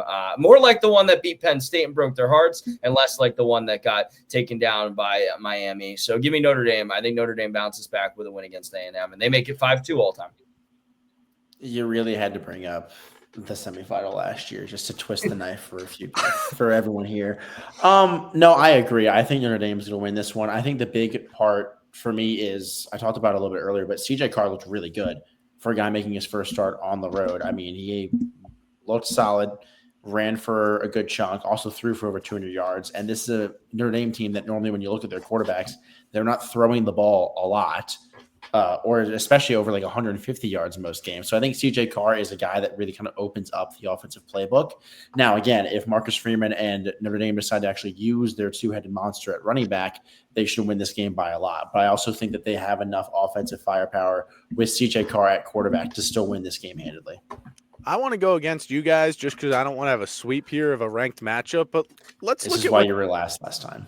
Yeah, I know. But let's look at what A&M has done this season. They beat UTSA 42-24, and they beat Utah State 44-22. What sticks out there? You've allowed 20-plus points to 2 mediocre opponents. That's scary because this Notre Dame offense, as much as we're talking about how the running back room was shut down against Miami, those guys still put up 70-plus yards, 78 to be exact. And CJ Carr, all things considered, for his first outing, 221 yards, 2 touchdowns, had a pick, but he bounced back from that interception. This offense is still scary. I think they set the tone early. I think they do it often. And I don't think Texas A&M is ranked by the end of this week. Give me Marcus Freeman's nicely trimmed hairline by a lot here in that game. So that's a sweep for Notre Dame. Let's keep moving. Do the USF Bulls keep their fun start to the season going at 2-0? Can they improve to 3-0 against number 5 Miami, who beat Notre Dame like we just talked about in that previous matchup? Thomas, let's just keep starting with you. I think this has been the most fun 2 weeks for a team that was under the radar, that was not even really looked at to win a couple of these games. I mean, a Boise State win, obviously you mentioned not in the top 25, but that Florida win, what a scene. And I saw a clip of the coaches for USF coming back in the tunnel, and they're hooting and hollering, and the Florida coaches are kind of just mellow and sad. Well, I just want to, fun fact, that was the press box, and I was always told you can't act like that in the press box. Yeah, I mean, but I thought it was such a scene. It was such a scene. But I think overall, Miami beat Notre Dame with physicality. That's what it was. Their offensive line just kind of dominated in that game. Carson Beck was able to put on a show. He's completed 76% of his passes, nearly 500 yards, 4 touchdowns. I would love to pick USF here and go with the underdog because I'm a big underdog guy, but I'm going to go with Miami.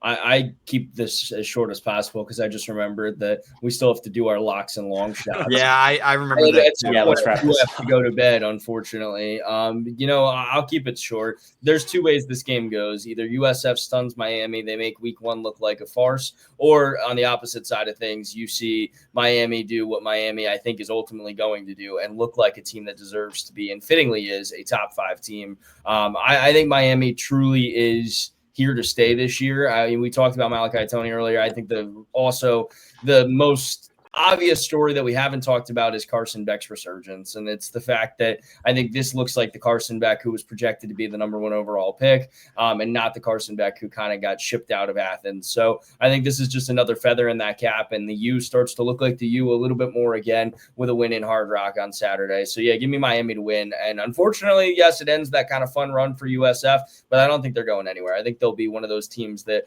vies for, I guess, the non-Power 5 bid this year. But I think my team out at UNLV is going to do that. Or at least I hope so, because I put a future on them. Carson Beck only threw 2 incompletions last week. Yeah, they didn't play anybody fantastic. But like you said, this is the Carson Beck of what could have been at Georgia that we're seeing right now. And I think that is truly the big thing. So give me Miami to win this one. I still think USF is, again, they'll still be ranked. They'll still have a great season, but I think the fun ends here for them. Carson Beck's looked great. Running back Mark Fletcher has looked even better, I would say, for them. And obviously Malachi Tony has looked phenomenal so far this season. I think Miami's offense has too much that USF's offense doesn't have. Somehow USF held a really good Gators team into, a low-scoring affair. I don't think they have that same success. Give me Miami in this one. Let's finish up with our picks with number 6 Georgia going to Tennessee. Number 15 in the nation, the Volunteers are at 2-0. A little bit of a surprising start considering all the offseason drama around Tennessee, especially at the quarterback position. But this is the game of the week. This is the game that College Game Day is going to. At some point, hopefully we have our own desk and we could pick games to go to as well. But for now, we do it from 4 separate locations around the United States. Thomas, let's finish this out strong. Yeah, Georgia, a close win this past weekend. They had a rain delay. A couple of starting offensive linemen were out for them. I don't think that's a full representation of who Georgia is. And on the other hand, Tennessee put up a program record 72 points in a win. Obviously, subpar opponent. But say the opponent. I don't even know who it is. East Tennessee State. Come on. I didn't even check because it was. Hey, my boss is from there. Let's go. But I mean, Blue Raiders. It's clear this Tennessee offense is going to be very good in SEC play. I think the interesting thing is Tennessee is 20-1 at home in the last 3 years. Their only loss came to Georgia in 2023, but Georgia's just 8-6 on the road against ranked opponents under Kirby Smart. And I know what Justin's going to say. I know what Dylan's probably going to say. Maybe Josh even too. I don't even know what I'm going to say. You don't bet against Kirby Smart. I have to assume somebody was going to say that, but I'm going to do it. I'm going to take Tennessee. Give me Aguilar to have a good game at quarterback for the Vols, and Neyland Stadium's going to be rocking.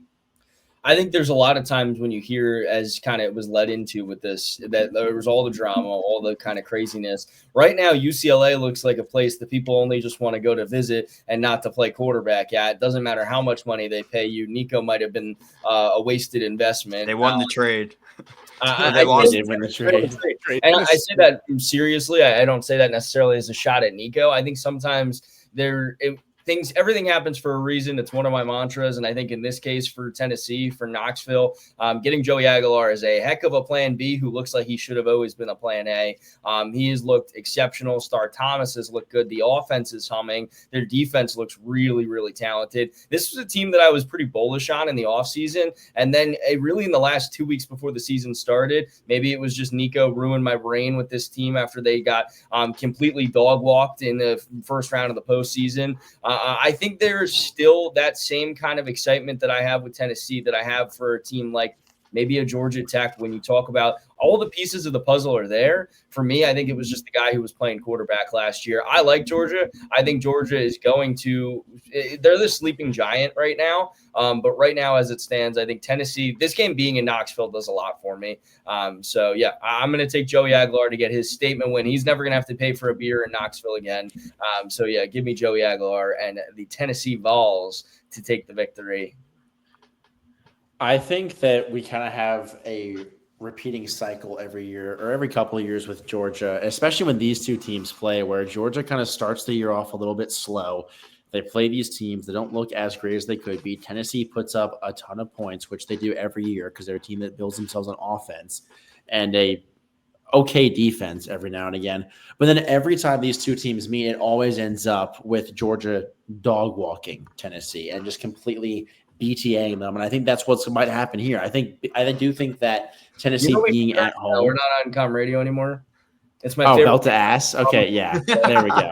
Yeah, they're gonna. I think Georgia's gonna get belt to ass. I love Gunnar Stockton. I think what he did in such a small sample size last year on one of the biggest stages was phenomenal. And I do think that Tennessee's just the offense that they've shown is not indicative of how good they actually are. I think that they're going to take a bit of regression against a good Georgia team. So give me the Bulldogs. And I learned my lesson from last year. I'm not betting against Kirby Smart. I've never heard that saying before, to be honest. So this is news to me that you don't bet against Kirby Smart. I'm not putting money on this game personally. Bank account doesn't have the funds to put money on any of these games this week. But if I was betting, I'd be betting on Tennessee in this game. I think they've looked phenomenal to start the season, hanging 45 against a really good Syracuse team. I know there was a lot of, question marks about Syracuse with all the transfers in and out over the offseason. I get it. It's East Tennessee State. But Joey Aguilar has showed something. Star Thomas, like Dylan said, alongside to Sean Bishop, too. They've got two running backs that can produce at this level. Good receiving room to go along with it. I don't think Georgia's shown much. They won 45-7 against Marshall. For reference, Marshall lost to Missouri State yesterday. For reference, USC hung 70-plus points on Missouri State the week before. So, yeah, do that math. It doesn't look necessarily great for Georgia, who also struggled against Austin Peay. I don't think Gunnar Stockton has looked great. I don't think Nate Frazier, the running back, has necessarily looked good. And I don't think Zachariah Branch has made that impact that he's needed to make quite yet in that receiver room. Give me Tennessee in this game. Now, if these two lined up in the SEC championship at the end of the year, I think those pieces start clicking for Georgia. I just don't think they're there yet, especially on the road early against an environment like this to kick off their SEC play. All right, we have gone on and we have rambled for 92 minutes. Extended episode at this point. Mind you, College Game Day does those picks in 10 minutes. We just did those picks in 42 minutes. So we'll be faster next time. We will be. We're working out our, rustiness so far this year, just like the college football teams are. But quickly, everyone's got a lock of the week. Everyone's got a long shot of the week. I don't want to hear much about it. I just want to hear what it is. Well, just to quickly explain to the viewers, long shots got to be a field goal or more underdogs. Locks got to be greater than a field goal. If you get your lock wrong, you lose a point. If you get your long shot right, you win a point. Easy enough. My lock of the week is actually a team that I watched late last night. It's Boston College against Stanford. And I must have taken Justin's pick there. I dug deep for this one. I'm not going to lie. I was going to pick one of the games we already picked, but I dug deep. 42-40 overtime loss to Michigan State, but I love Boston College's quarterback, Dylan Lonergan, 658 yards and 8 touchdowns. He's had 2 games with 4 passing touchdowns, so give me Boston College. Sorry, great pick, man. Now I got to find a different lock. Or you can do the same. You can do one. the same. That's no fun. Explain. We're already at an hour and a half. So what's the deal with the locks again? It has to be. You have to be favored by, we said, a field goal or more. Okay. All right. But not by more than 14. But they can't be they can't be not 3 touchdown locks. Well, damn it. All right. Well, there goes that. You can't pick like a team to beat Bethune-Cookman. Yeah. I had Iowa earmarked to win their game against UMass, a known powerhouse. So I guess I can't use that. Skip me. I'll come back. That really not knowing it's kind of just screwed me up there. Okay. Well, I'm going to go with LSU to beat Florida. They're favored by 7, and I just think that. Yeah. I don't care. Billy Napier is not a good coach. DJ Lagway has not looked good, and LSU's playing at home. I hope that comes back to bite you. I'm going to clip that right there. I'm favoring Bill right now. Do it. Clip yours of you saying they're going to win, and then clip mine of saying they're going to. That's my lock of the week. I don't care. That's good clickbait, boys. Keep it up. Content. Our social media managers really liking what we're doing tonight. It only took us 94 minutes to get some content, mind you. Justin, who's your lock? Oh, wait, we already know. My lock was Boston College, but my second lock of the week was going to be Memphis, 4.5-point favorites over Troy. Yeah, I know it doesn't sound like the most exciting game, and Troy just put up a fight against Clemson. But I do like Memphis this year. I really like their tight end, Jerry Cross. I think he's got a chance. For reference, guys, he's a former, for anyone listening, former Penn State tight end that I don't think they realized transferred to Memphis, but I did. I don't know. Memphis has a history of winning somewhat in basketball, so they got to win sometimes in football too. Give me Memphis. No. I really wanted Boston College, but for the fun of the show, I can't do the same as Thomas. I'm going first for my underdog of the week. Dylan, I'm going to have some fun here since I did not knowing the rules really hurt me here. Blake Horvath and the UAB Blazers are really exciting to me right now.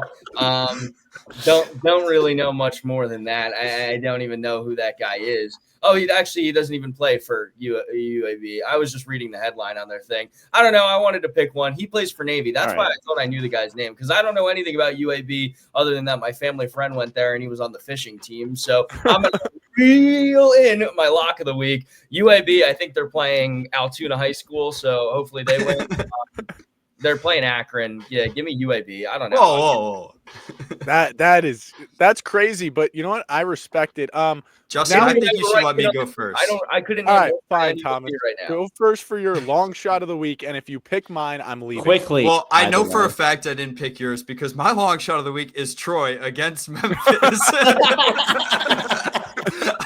I mean, you look at Troy's performance against Clemson. They forced a turnover, a punt on the first 5 drives. How can you bet against a quarterback whose name is Goose Crowder? I mean, I know the stats haven't been as good, but I'm going to take Troy, and I figured I'd go first since Justin, since you picked Memphis as your lock.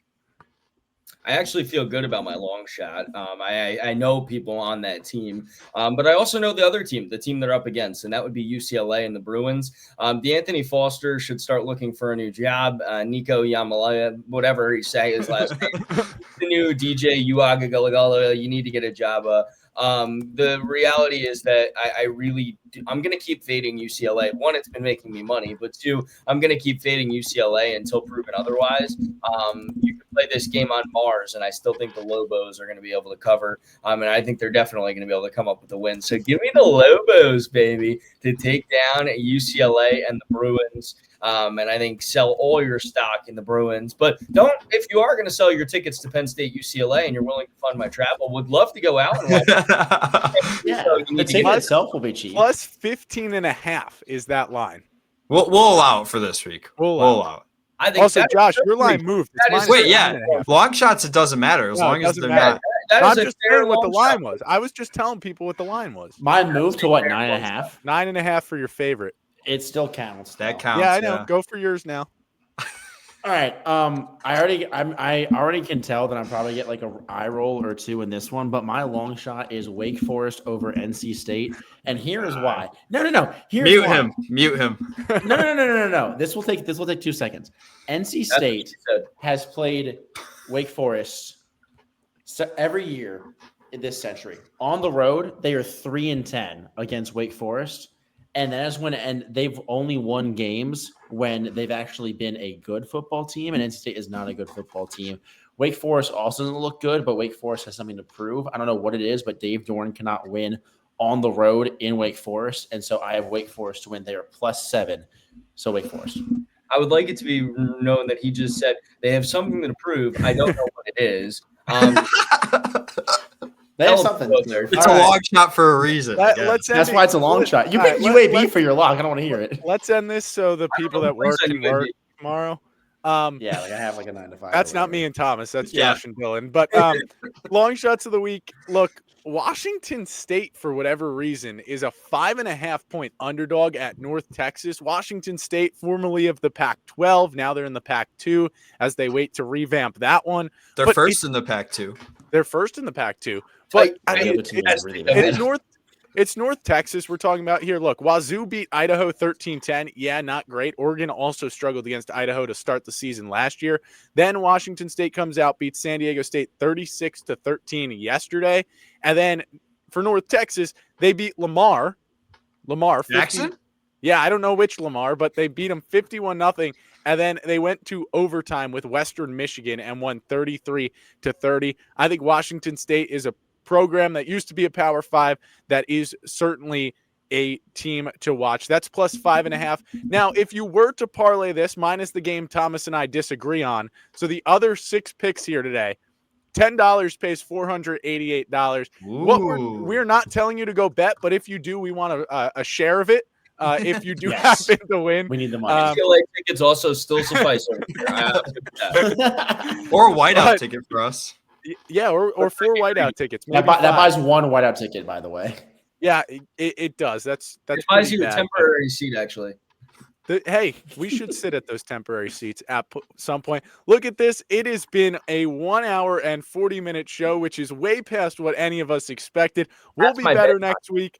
We will be better next week. We're past everyone's bedtime here on the East Coast, for those of you that are in East Coast time. I know the other two aren't, but that's besides the point here. I guess it's a little earlier for them on that side of the country. But for Dylan Price, Thomas English, Josh Bartosik, I'm Justin Chevalier. This has been the first edition of Locks and Long Shots. Make sure you stay locked with us.